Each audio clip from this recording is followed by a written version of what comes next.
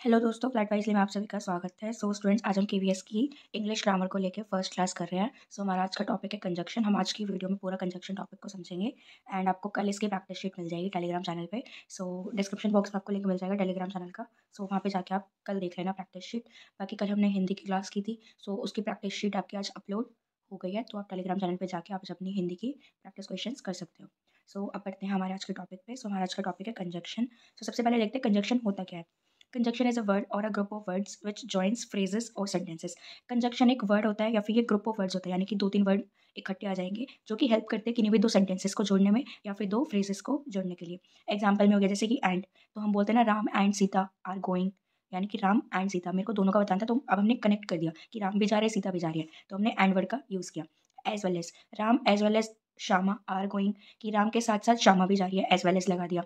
But Ram is going but Sita is not going, या फिर आप बोल सकते हो Ram is going but not Sita. इससे कंफर्म हो गया कि ठीक है, बट लगा दिया तो सेंटेंसेस का मीनिंग हमें समझ आ गया और 2 सेंटेंसेस जुड़ गए। अब बढ़ते हैं आगे। Some conjunctions are used for expressing same conditions और एक्सपेक्टेड कंडीशंस। कुछ कंजक्शंस होते हैं जिनको कि हम यूज़ करते हैं जो कि एक्सप्रेस करने में हेल्प करते हैं कि कोई भी सेम कंडीशन आ रही है या फिर कोई एक्सपेक्टेड कंडीशन है, तो उसको एक जैसा दिखाने के लिए। तो वो वाली हमारी कौन सी कंजक्शंस होती है, ये आपको याद रखनी है। इसमें आपके कंजक्शंस आते हैं and, as well as, both and, not only and but also.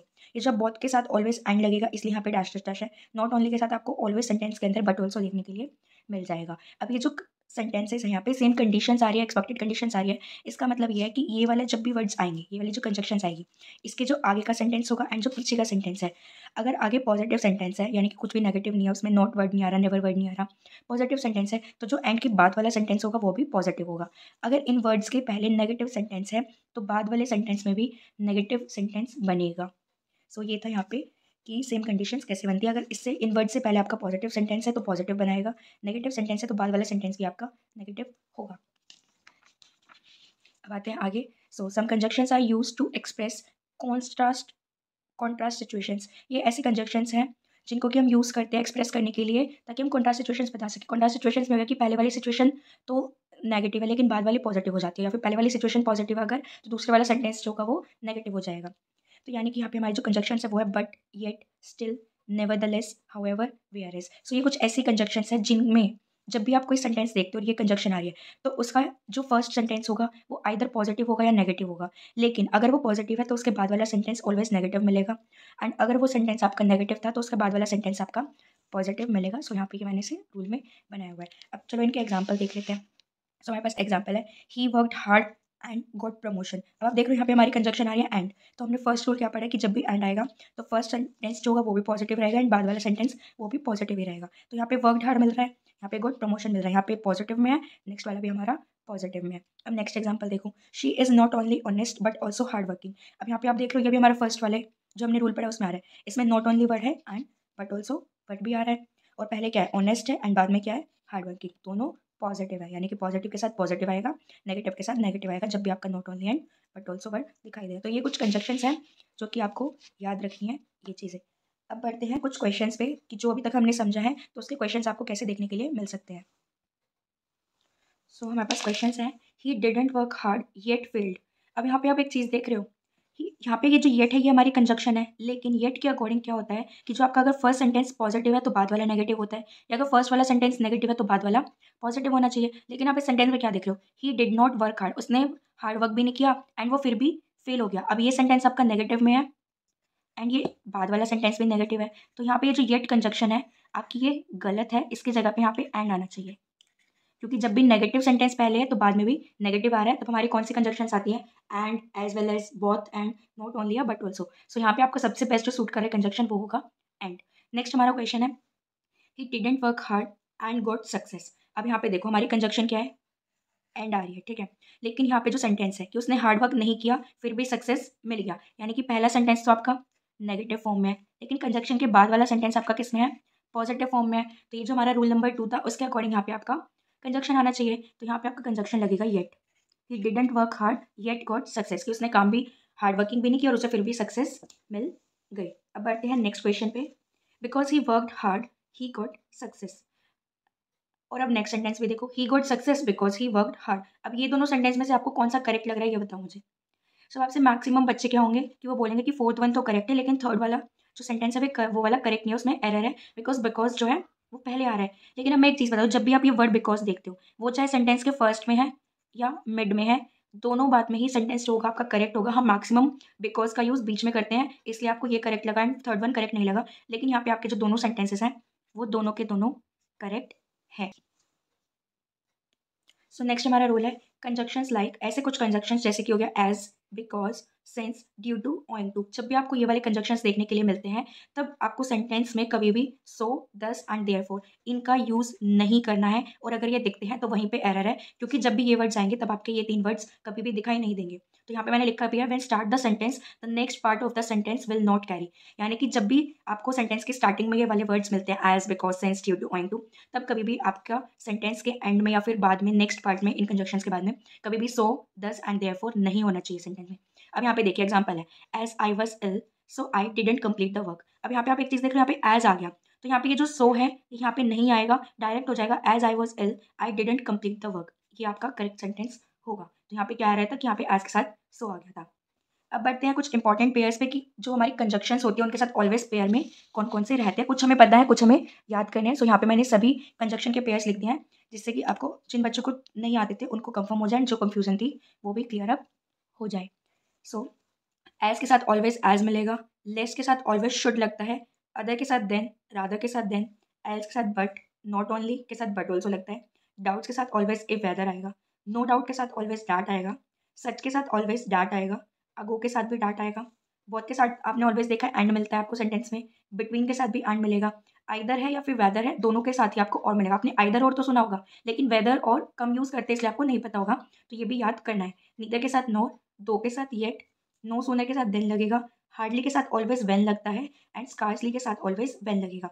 सो ये 3 जो वर्ड है ना, इसमें बस ये याद रखना कि जैसे वाई है तो वाई के सबसे नियरेस्ट क्या आ रहा है, डब्ल्यू आ रहा है, तो वाई के साथ जब सबसे नियरेस्ट है तो डब्ल्यू, तो हार्डली और स्कार्सली में वेन लगेगा, एंड नो सोनर में ऑलवेज देन। एस के साथ टी बन रहा है, एंड इधर एंड वर्ड्स के साथ जो सबसे नियरेस्ट है वो डब्ल्यू है, तो यहाँ से आप याद कर सकते हो, नो सोनर के साथ देन, हार्डली के साथ वेन, एंड स्कार्सली के साथ भी वेन। सेल्डम के साथ अगर इफ लगा होगा कभी भी सेंटेंस में तो आप ऑलवेज यूज करोगे एवर वर्ड को। अगर सेल्डम के साथ आपको कभी भी और वर्ड दिखता है then always use the word never. तो ये गलती मत करना। हमें क्वेश्चन में जनरली घुमाने के लिए क्या लिख देते हैं, सेल्डम इफ नेवर लिख देते हैं, लेकिन सेल्डम इफ के साथ ऑलवेज एवर लगेगा, एंड सेल्डम और के साथ ऑलवेज नेवर लगेगा। अब कुछ क्वेश्चंस को कर लेते हैं जो भी हमने अभी तक पढ़ा है उनको देखते हुए। हमारा फर्स्ट क्वेश्चन है, it was almost 13 years ago since I met him, कि ऑलमोस्ट 13 साल हो गए जब मैं उससे मिली थी। ठीक है, मीनिंग निकल रहा है, लेकिन यहाँ पे गलती क्या है, यहाँ पे आपका वर्ड देख रहे हो अगो आ रहा है, तो अगो हमारी कंजक्शन है, लेकिन अगो के साथ कभी भी सेंस नहीं लगता है। अगो के साथ अभी हमने क्या पढ़ा था, क्या लगता है, डाट लगता है। सो यहाँ पे जो आपका करेक्ट होगा ये सेंटेंस बनेगा, it was almost 13 years ago that I met him. देखो यहाँ पे इंपॉर्टेंट पेयर्स में मैंने आपको कराया भी था डाट, अगो के साथ क्या आएगा, डाट आएगा, तो इसलिए आपको ये पेयर्स याद होनी चाहिए। नेक्स्ट हमारा सेंटेंस है, hardly had the thief seen the police then he started running. अब स्टूडेंट्स देखो यहाँ पे हमारा वर्ड क्या है, हार्डली आ रहा है, तो हार्डली के साथ कभी भी देन का यूज़ हम नहीं करते। मैंने क्या बताया था कि एंड में क्या है, वाई है, एंड वाई के सबसे नियरेस्ट क्या है, डब्ल्यू है, तो यहाँ पे वैन के बजाय क्या हो जाएगा, सॉरी देन के बजाय क्या हो जाएगा, वैन। तो आपका सेंटेंस क्या बनेगा, hardly had the thief seen the police when he started running. देखो ये भी मैंने अभी कराया था आपको, हार्डली के साथ वैन लगेगा, राइट। अब बढ़ते हैं नेक्स्ट क्वेश्चन पे, she doubts that if she will help Jaggu. उसको डाउट है कि क्या वो जग्गू की हेल्प कर पाएगी। सो स्टूडेंट्स यहाँ पे क्या है कि ना, डाट भी लगा दिया एंड इफ भी लगा दिया। अब जब भी आपका डाउट होता है तो या तो आपका इफ लगता है या फिर आपका वेदर वर्ड लगता है, तो यहाँ पे जो डाट है ये एक्स्ट्रा है, ये यहाँ पे होना ही नहीं चाहिए था। नेक्स्ट हमारा वर्ड है seldom if never have I hurt you. अब आप देखो हमारा वर्ड क्या है, सेल्डम इफ, ये हमारी कंजक्शन है, एंड मैंने क्या बताया था, सेल्डम के साथ जब भी इफ होगा तो यहाँ पे आपका क्या होना चाहिए, एवर होना चाहिए, नेवर नहीं आएगा। अगर यहाँ पे और होता तो यहाँ पे नेवर आता, लेकिन यहाँ पे इफ है इसलिए हमारा करेक्ट क्या लगेगा, एवर। तो seldom if ever have I hurt you. Next sentence पे आते हैं, neither the poor villager grow nor eat fruits. अब स्टूडेंट्स इसमें ना आप लोग कहोगे कि यहाँ पे तो नीदर है एंड नोर भी है, तो ये तो हमारा सेंटेंस करेक्ट होना चाहिए, लेकिन हमें ऑलवेज सिक्वेंस में चलना होता है जब भी हम सेंटेंसेस को लिखते हैं। तो यहाँ पे जो आपका करेक्ट सेंटेंस ही कैसे बन जाएगा, जो ये द पुअर विलेजर है ये आपका पहले आ जाएगा, ये पूरा एक सब्जेक्ट है, उसके बाद नीदर आएगा, तो यहाँ पे ये आपका क्या बन जाएगा, the poor villager neither grow nor eat fruits. कि जो पुअर विलेजर है वो ना तो उगाता है फ्रूट्स को और ना ही खाता है, तो हमें सीक्वेंस भी देखनी होती है। तो यहाँ पे अगर आपको ऑप्शंस में दिया होता है कि ए पार्ट में एरर है बी पार्ट में, तो यहाँ पे आप ए पार्ट करते हैं बिकॉज द पुअर विलेजर से पहले ही नीदे लगाया, हमें सीक्वेंस में चलना होता है। तो ये चीज़ आप याद रखोगे। ऐसे अब नेक्स्ट सेंटेंस देखो, not only he cheated his friends but also his family. अब यहाँ पे भी यही दिक्कत है, नॉट ओनली के साथ आपका ऑलवेज बट ऑल्सो लगता है, तो अब हमें सेंटेंस तो करेक्ट लग रहा है, लेकिन यहाँ पे गलती क्या है कि ये सिक्वेंशियल फॉर्म में नहीं है। यहाँ पे जो ही चीटेड है ये आपका पहले आएगा क्योंकि ये सब्जेक्ट है, तो ये क्या हो जाएगा, he cheated not only his friends but also his family. So ये आपका हो जाएगा करेक्ट आंसर, ही चीटेड, कि उसने सिर्फ अपनी फ्रेंड्स को ही चीट नहीं किया बल्कि अपनी फैमिली को भी चीट किया है। He cheated not only his friends but also his family. So ये होगा आपका करेक्ट आंसर। अब बढ़ते हैं कंजक्शंस के अदर रूल्स पे। होपफुली आपको अभी जब अपने क्वेश्चंस किए तो आपको मज़ा भी आया होगा एंड अब साथ के साथ आपको समझ भी आ रहा होगा। बाकी आपको प्रॉपर ये जो नोट्स है जो भी हम क्लास में कर रहे हैं ये टेलीग्राम चैनल पे आज ही मिल जाएंगे एंड कल आपको प्रैक्टिस शीट मिलेगी कंजक्शन की। नंबर 1 है एक, जब भी आपको सेंटेंस में नो सूनर, हार्डली या फिर स्कार्सली देखने के लिए मिलता है तो आपका सेंटेंस का एक सिक्वेंशियल फॉर्म क्या रहेगा, तो ये रहेगा no sooner plus do does या did plus subject plus verb की first form plus then plus subject plus verb की फर्स्ट फॉर्म, वर्ब की फिफ्थ फॉर्म या फिर वर्ब की सेकंड फॉर्म। तो ये अब इसका यूज़ क्या है जो मैंने यहाँ पे लिखा हुआ है, इसका मतलब ये है कि देखो जब भी आप सेंटेंस होगा कोई भी तो उसमें चेक कैसे करना है कि कोई एरर है या नहीं है। तो आपको क्या देखना है, सबसे पहले देखना है क्या नो सूनर के साथ देन लगा हुआ है, क्योंकि नो सूनर के साथ हमें ये पहले से पता है कि नो सूनर के साथ ऑलवेज देन लगता है। तो ये है स्टेप नंबर 1। अब स्टेप नंबर 2 क्या है कि डू हो या डज हो या फिर डिड हो, ऑलवेज सब्जेक्ट जो फर्स्ट सब्जेक्ट होगा उसके बाद आपकी वर्ब की फर्स्ट फॉर्म ही आनी चाहिए। ये आपका हो गया सेकंड स्टेप। अब जो आपका थर्ड स्टेप है वो ये है, ये अभी जो थर्ड स्टेप करने वाले हैं ये आपको नहीं पता था, आपको फर्स्ट 2 स्टेप्स बताते कि ओके हमें ये चेक करना होता है, लेकिन जो आपका थर्ड स्टेप है उसमें ये है कि अगर जब भी डू लगेगा, डू होगा तो ये आपका डू के साथ वर्ब की फर्स्ट फॉर्म होनी चाहिए सेकंड सब्जेक्ट के बाद। अगर आपका डज है तो सेकंड सब्जेक्ट के बाद आपकी होनी चाहिए ऑलवेज वर्ब की फिफ्थ फॉर्म। अगर आपका डिड है तो आपके सेकंड सब्जेक्ट के बाद होनी चाहिए वर्ब की सेकंड फॉर्म। तो ये आपको 3 स्टेप में अपना प्रॉपर चेक करना है कि क्या आपका सेंटेंस ठीक है या नहीं। अब एग्जांपल देखो, यहाँ पे लिखा है no sooner do I see a peacock then start enjoying myself. अब देखो यहाँ पे क्या है कि नो सूनर के साथ देन आ रहा है, ये हमारा फर्स्ट स्टेप हो गया, तो यानी कि ये मेरा करेक्ट है फर्स्ट स्टेप के अकॉर्डिंग। अब नेक्स्ट चेक करो, डू है तो डू के साथ आपकी वर्ब की फर्स्ट फॉर्म आनी चाहिए फर्स्ट सब्जेक्ट, फर्स्ट सब्जेक्ट मेरा आई है उसके बाद सी आ रहा है, तो ये भी मेरा करेक्ट है। उसके बाद जब भी मेरा डू होगा तो मेरी बाद में भी क्या होनी चाहिए वर्ब की फर्स्ट फॉर्म। तो अब मेरा जो सेकंड सब्जेक्ट है पिकॉक के बाद वो है स्टार्ट, ये भी वर्ब है, तो सेकंड सब्जेक्ट के साथ मेरी क्या होनी चाहिए डू के साथ वर्ब की फर्स्ट फॉर्म, यानी कि मेरा ये पूरा सेंटेंस क्या है, करेक्ट है। No sooner do I see a peacock then start enjoying myself. लेकिन हम इसमें क्या गलती करते हैं, हम कैसे बोलते हैं no sooner do I see a peacock then started enjoying myself. तो स्टार्टेड जो आप लगाते हैं वो गलत है, डू के साथ सेकंड सब्जेक्ट सेकंड वर्ब जो होगी आपकी वो कौन सी होगी, वर्ब की फर्स्ट फॉर्म लगेगी उसमें सेकंड सब्जेक्ट के बाद। तो ये चीज़ याद रखनी है। अब आते हैं रूल नंबर 2 पे, जब भी आपको नो सूनर, हार्डली या फिर स्कार्सली वर्ड देखने के लिए मिलता है एंड उसके साथ हैड लगा हुआ है, तो आपको सेंटेंस कैसे होना चाहिए, वो होना चाहिए no sooner plus had plus subject plus verb की third form plus then plus subject plus verb की सेकंड फॉर्म। तो अगेन स्टेप्स पे आ जाते हैं। फर्स्ट स्टेप रहेगा हमारा अगर नो सूनर है तो उसके साथ आपका क्या होना चाहिए, देन होना चाहिए, ऑलराइट। सेकंड स्टेप है हमारा अगर आपको कभी भी हैड है तो आपका फर्स्ट सब्जेक्ट के बाद वर्ब की थर्ड फॉर्म लगेगी, ऑलराइट। लेकिन अब जो थर्ड स्टेप है वो हमारा न्यू है, उसमें क्या है कि जब भी हैड होगा तो सेकंड सब्जेक्ट के बाद आपकी क्या लगेगी, वर्ब की सेकंड फॉर्म लगेगी। अब एग्जांपल देखते हैं, no sooner had he seen the parrot then he started singing a song. अब नो सूनर लिखा हुआ है, नो सूनर के बाद ऑलवेज क्या लगता है, देन लगता है, ऑलराइट। सो यानी कि हमारा फर्स्ट स्टेप में ये करेक्ट है। फिर नो सूनर के साथ अगर हैड है तो हैड के साथ आपकी वर्ब की थर्ड फॉर्म लगेगी, तो यहाँ पे हैड आ रहा है ही सीन, सी सो सीन, यानी कि सीन क्या है, वर्ब की थर्ड फॉर्म है, तो यानी कि ये भी हमारा करेक्ट है। अब आते हैं थर्ड स्टेप पे, जो हैड है अगर हैड है तो सेकंड सब्जेक्ट साथ आपकी वर्ब की सेकंड फॉर्म होनी चाहिए। अब मेरा सेकंड सब्जेक्ट है ही, उसके बाद मेरी वर्ब की सेकंड फॉर्म होनी चाहिए थी, तो यहाँ पे स्टार्टेड है तो ये वर्ब की सेकंड फॉर्म है, यानी कि मेरा ये पूरा सेंटेंस क्या है, करेक्ट है। हम जनरली फर्स्ट स्टेप और सेकंड स्टेप तो याद रखते हैं, लेकिन हम ये थर्ड स्टेप में गलती कर जाते हैं जिसकी वजह से कि हमारे क्वेश्चंस गलत हो जाते हैं। तो ये आपके कुछ रूल्स थे जो कि आपको पता होने चाहिए। अब करते हैं कुछ क्वेश्चंस को। सो लेट्स डू, इन्हीं 2 रूल्स के बेस पे क्वेश्चंस को करेंगे। No sooner had I arrived at the station than the metro came. अब हमें फर्स्ट वर्ड क्या मिला है, नो सूनर, तो हम अपना रूल लगाएंगे। सो नो सूनर के बाद सबसे पहले फर्स्ट स्टेप में क्या चेक करना है कि देन होना चाहिए, तो यानी कि फर्स्ट स्टेप के अकॉर्डिंग मैच कर रहा है। फिर हमारा क्या है हैड, तो हैड के साथ हमारी क्या होनी चाहिए, वर्ब की थर्ड फॉर्म फर्स्ट सब्जेक्ट के बाद, तुम्हारा फर्स्ट सब्जेक्ट है आई, उसके बाद अराइव्ड है, यानी कि ये अराइव की थर्ड फॉर्म है, यानी कि वर्ब की थर्ड फॉर्म मिल गई, तो हमारे सेकंड स्टेप के अकॉर्डिंग ये करेक्ट है। अब आते हैं थर्ड स्टेप पे, जब हमारा हैड होगा तो जो मेरा सेकंड सब्जेक्ट है उसके बाद जो मेरी वर्ब होगी वो वर्ब की कौन सी फॉर्म होनी चाहिए, सेकंड फॉर्म। तो मेरा सब्जेक्ट ये रहा सेकंड, एंड इसके बाद जो मेरी वर्ब है वो वर्ब की सेकंड फॉर्म है, क्योंकि क्या होता है कम, केम, कम। अगर यहाँ पे कम लिखा होता तो मैं कह सकती थी कि मेरी वर्ब की थर्ड फॉर्म लगी या फिर वर्ब की फर्स्ट फॉर्म, लेकिन यहाँ पे वर्ब की सेकंड फॉर्म लगी, यानी कि मेरा थर्ड स्टेप भी मैचअप कर रहा है। तो मेरा ये पूरा सेंटेंस करेक्ट है, यहाँ पे कोई भी एरर नहीं है।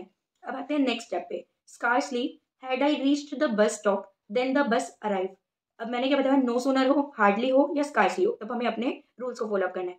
तो अब अगर स्कार्सली है तो स्कार्सली के साथ क्या लगेगा, देन लगेगा। तो यहाँ पे देन भी है, तो यानी कि मेरा फर्स्ट स्टेप के अकॉर्डिंग ये करेक्ट है। फिर है हैड।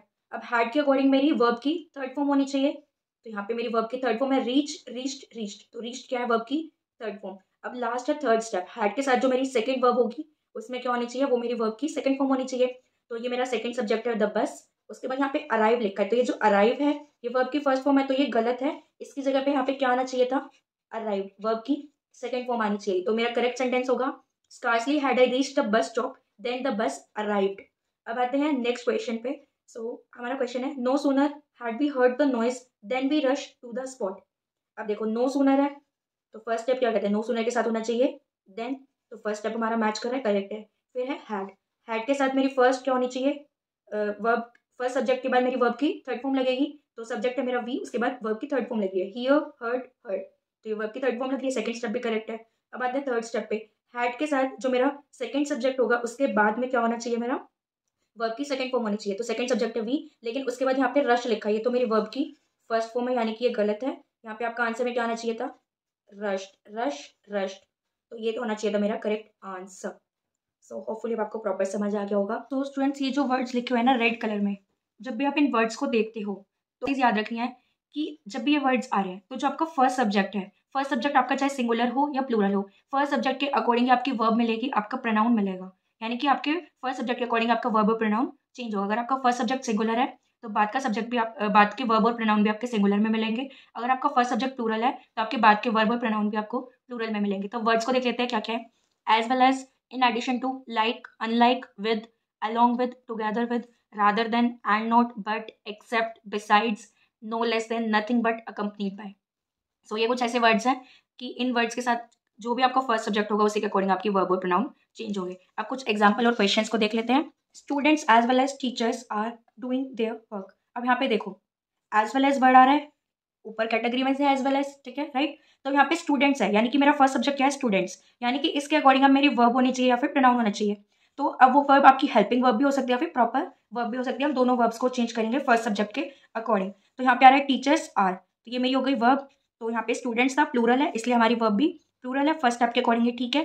फिर आता है डूइंग देयर वर्क, देयर मेरा क्या है, प्रोनाउन है, एंड स्टूडेंट्स आ रहा है, तो उसके अकॉर्डिंग ये भी मेरा प्लूरल है, तो यानी कि मेरा ये सेंटेंस करेक्ट है। अब आते हैं नेक्स्ट सेंटेंस पे। You as well as your friend is smart. अब आप देख रहे हो एज वेल एज आ रहा है, अगेन ऊपर की कैटेगरी में से है, तो मेरा फर्स्ट सब्जेक्ट के अकॉर्डिंग वर्ब और प्रोनाउन चेंज होगा। तो मेरा फर्स्ट सब्जेक्ट क्या है, यू है, तो मेरा बाद में भी क्या होना चाहिए, यहाँ पे इज नहीं होना चाहिए था मेरा। यू के साथ क्या लगता है आपका, ऑलवेज आर आता है, प्लूरल है क्योंकि, तो यहाँ पे होना चाहिए you as well as your friend are smart. यहाँ पे सेकंड से तो मैं मतलब नहीं रखना, हमें फर्स्ट सब्जेक्ट से मतलब रखना है। अब आते हैं नेक्स्ट सेंटेंस पे। The mother along with her child वर ड्रॉन्ड, कि मदर अपने बच्चे के साथ डूब गई थी। तो यहाँ पे मदर के साथ अलॉन्ग विद आ रहा है, ऊपर वाली कैटेगरी में से वर्ड है अलॉन्ग विद। सो यहाँ पे हम फर्स्ट सब्जेक्ट के अकॉर्डिंग हमारा वर्ब या प्रोनाउन चेंज करेंगे। तो यहाँ पे द मदर है, सिंगुलर है, तो यहाँ पे हमारी ये जो वर्ब है ये भी हमारी सिंगुलर होनी चाहिए थी, बट ये हमें प्लूरल में दी हुई है, तो ये हमारी गलत है। यहाँ पे वर्ब के बजाय आना चाहिए was. The mother along with her child was drowned. लेकिन हमें वर्ब ही करेक्ट लग रहा होगा अगर हम सेंटेंस पढ़ रहे हैं, लेकिन अगर आपको रूल पता है तो आप ये गलती नहीं करोगे। जब भी आपको वर्ड्स मिलेंगे आइदर और, नीदर नॉर और, नॉट ओनली या फिर बट ऑल्सो, तब क्या होगा कि जब भी ये वर्ड्स है ना, तो जो आपका सेकंड सब्जेक्ट रहेगा उसके अकॉर्डिंग ही आपकी वर्ब प्रोनाउन चेंज होगा। अगर आपका सेकंड सब्जेक्ट सिंगुलर है तो वर्ब प्रोनाउन भी सिंगुलर होगा। सेकंड सब्जेक्ट अगर प्लूरल है तो वर्ब प्रोनाउन भी आपका प्लूरल होगा। क्वेश्चन पढ़ो। आइदर हरी और हिज फ्रेंड्स हैज कम। अब यहाँ पे आइदर और आ रहा है, राइट। तो यहाँ पे क्या बोल रहा है, सेकंड जो सब्जेक्ट होगा, सेकंड सब्जेक्ट क्या है, हिज फ्रेंड्स। अगर ये प्लूरल है तो हमारी वर्ब या फिर प्रोनाउन भी प्लूरल होना चाहिए। तो यहाँ पे ये जो हैज लगा है ये हमारा गलत है, यहाँ पे करेक्ट होना चाहिए हैव, क्योंकि हिज फ्रेंड्स आपका प्लूरल है। सो करेक्ट होगा आइदर हरी और हिज फ्रेंड्स हैव कम। सो ये चीज़ें आपको याद रखनी है इस टाइप से। अब पूरा जो भी था इसका एक एग्जाम्पल देख लेते, जो भी अभी हमने दोनों रूल्स पढ़े। सो हमारा एग्जाम्पल है, my friend Mukesh together with his parents is coming to give his valuable contribution. मेरा फ्रेंड मुकेश टुगेदर विद जो वर्ड है, ये आपका फर्स्ट रूल जो मैंने अभी आपको बताया था इससे पहले वाला, उसमें ये वर्ड आ रहा है, अपने पेरेंट्स के साथ आ रहा है, यहाँ पे इज है, ये इज है, और यहाँ पे माई फ्रेंड यानी कि फर्स्ट सब्जेक्ट के अकॉर्डिंग आपका रूल चलेगा। तो यानी कि इसके माई फ्रेंड सिंगुलर है तो इस हमारी वर्ब सिंगुलर है, यानी कि ये करेक्ट है आपका। Coming to give his valuable contribution, तो यहाँ पे हमें बात का तो देखना ही है, सब्जेक्ट फर्स्ट सब्जेक्ट के अकॉर्डिंग चलना है, तो ये हमारा सेंटेंस पूरा करेक्ट है। अब स्टूडेंट्स आप ये कहोगे कि भाई इतने सारे वर्ड्स है, याद कैसे करेंगे? तो ना एक छोटी सी ट्रिक है, बस उसको देख लेना। देखो तुम्हें स्क्रीन पे ये सारे वर्ड्स दिख रहे हैं ना, सो देखो अब ऊपर वाले जो वर्ड्स है ये तो काफ़ी सारे हैं, तो इनको याद करने में तो काफ़ी प्रॉब्लम होगी कि यार उससे अभी तक इतने सारे रूल्स पढ़े, उनमें भी वर्ड्स हैं और अब ये तो अलग ही इतने सारे वर्ड्स आ गए। सो अब एक चीज़ याद रखना, तुम क्या करो कि ना तुम ये वाले वर्ड्स याद मत करो, तुम बस ये वाले वर्ड्स याद करो, ये तो बहुत जल्दी हो जाएंगे। आइदर और नीदर नॉर, इसका और नॉर है ही, फिर not only and but also. ठीक है, अगर आप ये याद कर लेते हो ना, तो आप बस ये देखना कि सेंटेंस में अगर ये वर्ड्स नहीं है तो यानी कि ऊपर वाले सब्जेक्ट, ऊपर वाले की तरह बात हो रही है, ऊपर वाले सेंटेंसेस की बात हो रही है, और अगर ये है तो आपको सेकंड सब्जेक्ट के अकॉर्डिंग चलना है, और अगर नहीं है तो आपको फर्स्ट सब्जेक्ट के अकॉर्डिंग चलना है। बस ये चीज़ याद रख लेना, देन आपको प्रॉब्लम नहीं होने वाली कितना याद करना है। और ये तो मैक्सिमम माइंड में रहता है, आइदर और neither nor not only but also nor, तो ये तो अभी आपने जब किए होंगे तुरंत याद हो गए होंगे। तो बस याद रखना जब भी ये वर्ड्स होंगे तो सेकंड सब्जेक्ट के अकॉर्डिंग चलेंगे, जब ये वर्ड्स नहीं है तब हम फर्स्ट सब्जेक्ट के अकॉर्डिंग चलेंगे। सो होपफुली आपको कंजक्शन का प्रॉपर समझ आया होगा। तो स्टूडेंट्स ये जो कंप्लीट नोट्स अभी क्लास में पढ़ा है ये सभी टेलीग्राम चैनल पे मिल जाएंगे, सो वहाँ से प्रॉपर अपने खुद के नोट्स भी बना सकते हो। एंड प्रैक्टिस शीट इसकी कल मिलेगी, एंड कल एक बार क्वेश्चन को करने से पहले इसको रिवाइज अप करना, बिकॉज आज आपने ये चैप्टर को पढ़ा है, तो एक बार कल जब रिवाइज अप करके क्वेश्चन को करोगे तो ज़्यादा बेटर रहेगा, आपको पता चलेगा कि आपको कितना याद हुआ है एंड कितना नहीं। सो डिस्क्रिप्शन बॉक्स में चैनल का लिंक है, टेलीग्राम चैनल का, उसको जाके फॉलो अप कर लो, एंड लाइक सब्सक्राइब शेयर करना मत भूलना। एंड वीडियो पसंद आई है तो और भी अपडेट्स के लिए नीचे दिए गए बेल आइकन को प्रेस कर दो।